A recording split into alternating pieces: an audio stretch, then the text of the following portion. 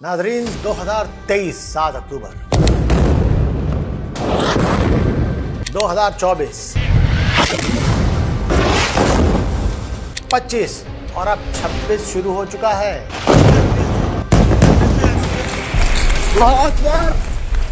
बैतुल मक़दस की सरजमीन गज़्ज़ा पर 2.25 साल से जंग बंदी के मुआहदे के बावजूद इस वक्त बमबारी, हमले और नस्ल कुशी जारी है। इन संगीन मज़ालिम के खिलाफ ये स्वीडन के लोग हैं जो निकले हुए हैं। जरा गौर से सुने कि अपनी जबान में क्या कह रहे हैं।